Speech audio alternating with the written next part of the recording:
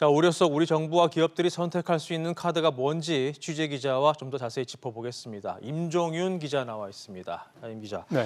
활동 속에서 대만의 TSMC는 일단 발빠르게 미국 편에 섰는데 삼성전자는 국내 투자 확대를 발표했어요. 예, 좀 다르죠. 네. 말씀하신 TSMC는 세계 최대 반도체 파운드리 업체인데요. 120억 달러, 우리 돈으로 15조 원에 가까운 돈을 투자를 해서 미국 애리조나에 5나노 공정 반도체 공장을 짓기로 확정을 했습니다.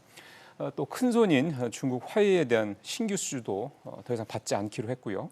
네, 말씀하신 대로 삼성전자는 평택의 EUV, 즉 극자외선 전용 파운드리 시설을 짓기로 했고요.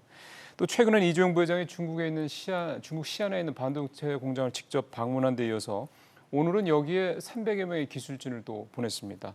그러니까 두 나라 간의 갈등에 상관없이 반도체 비전 2030에서 계획했던 이 삼성전자의 행보를 이어가고 있는 모습입니다. 네.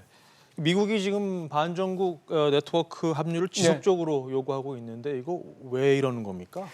앞서 김창석 기자 리포트에서도 말씀하셨던 것처럼 경제번영 네트워크 여기에서 이제 반도체, 5G, 양자 컴퓨터 이른바 이제 4차 산업혁명 관련된 이런 핵심 기술들 이런 기술들이 많이 필요로 하는데 이런 기술들을 골고루 갖고 있는 나라는 사실 거의 우리나라가 유일하기 때문입니다.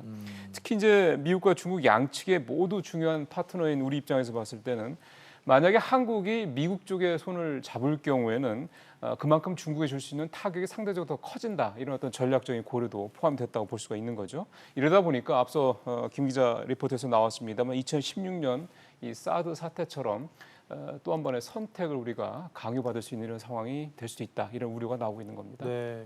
갈등이 격화될수록 압박도 거세질 텐데 선택지가 그렇게 넓지 않은 것 같아요. 어떻게 대응해야 될까요? 이제 사드 사태 도 마찬가지였었던 그렇죠. 건데요. 사드 사태를 좀 뒤돌아보면 그 당시에 우리가 사드 사태 때문에 입은 피해가 직접적으로 추산한 것만 17조 원 정도 된다는 그런 통계가 있고요.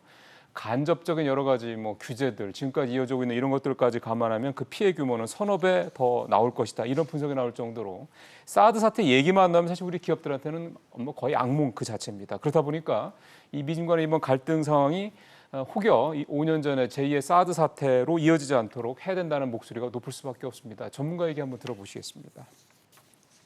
경제적인 부분이나 군사적인 부분이나 여러 방면에서 영향을 미칠 겁니다. 그래서 양쪽의 이야기들을 다 들어보고 보다 합리적인 정책 결정을 내려야 되겠죠.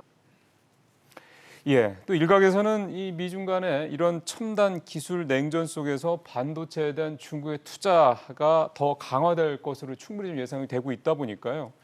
아무래도 이제 국내 기술진들이 중국으로 유출되는 것을 막기 위해서 정부가 좀 더 노력을 해야 되는 게 아니냐 이런 얘기들도 나오고 있습니다. 네, 셈법이 좀 복잡해지겠군요. 그렇습니다. 임 기자 수고하셨습니다.